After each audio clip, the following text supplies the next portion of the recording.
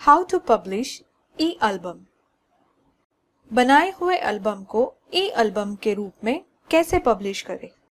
Album express में बनाए हुए एल्बम को आप प्रिंट करने के साथ साथ एक ई एल्बम के रूप में अपने कस्टमर को भेज सकते हैं, जिसे वो अपने मोबाइल पर देख सकता है एवं दोस्त और रिश्तेदारों के साथ साझा भी कर सकता है।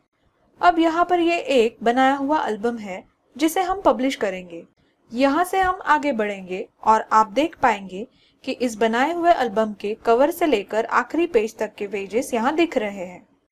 जो पन्ने आप ई एल्बम में डलवाना नहीं चाहते उन्हें आप पहले से प्रोजेक्ट में से निकाल दीजिएगा। यहाँ इस एक्सपोर्ट विंडो में आपको पन्नों के चुनाव का कोई मौका नहीं दिया जाएगा।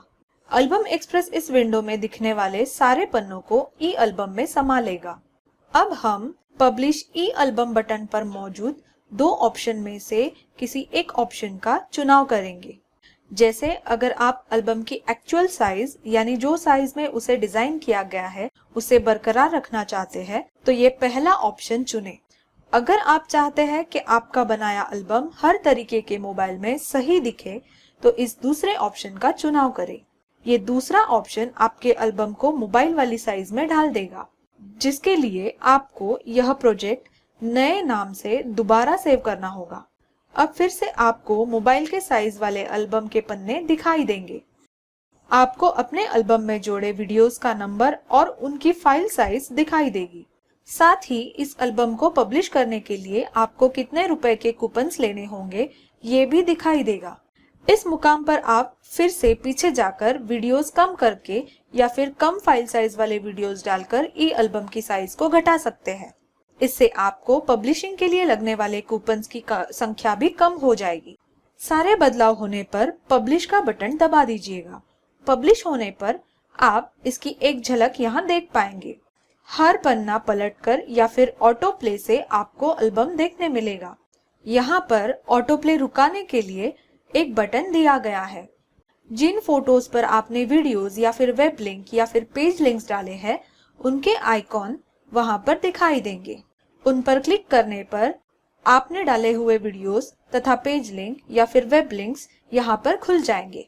आप इस एल्बम के साथ संगीत यानी मनपसंद म्यूजिक यहाँ से डाल पाओगे और ऑटो प्ले करने पर म्यूजिक के धुनों पर पलटने वाले पन्ने आप देख पाओगे। अब अगले विंडो में आपको अपना ईमेल आईडी तथा पासवर्ड डालकर साइन इन करना होगा। अगर आप पहली बार ई एल्बम अपलोड कर रहे हैं तो आपको नया अकाउंट बनाना होगा। अपने डिटेल्स यहाँ पर भरने होंगे।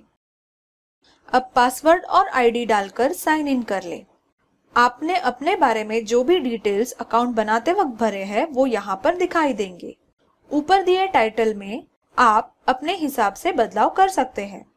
दूसरी तरफ आपको आपके पब्लिश होने वाले ई एल्बम की डिटेल्स जैसे कि वीडियो का काउंट, उनकी फाइल साइज और पब्लिश करने के लिए लगने वाले कूपन की कीमत दिखाई देंगी।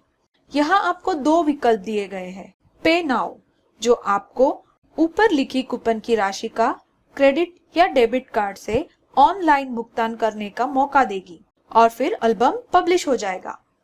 और दूसरा विकल्प है पे बाय कूपन, जहां आपको आपके खरीदे हुए ई एल्बम कूपन्स या आपके पास जो ई एल्बम के कूपन्स है उनके पीछे दिया गया कूपन कोड यहाँ पर ध्यान से भरना होगा और पे का बटन दबाने पर वह एल्बम को पब्लिश करना चालू कर देगा।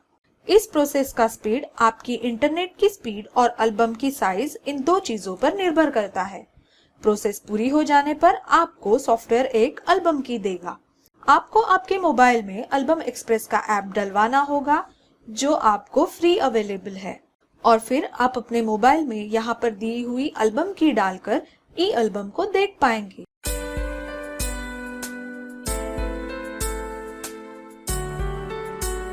और साथ ही अपने कस्टमर को व्हाट्सएप पर भी भेज पाएंगे।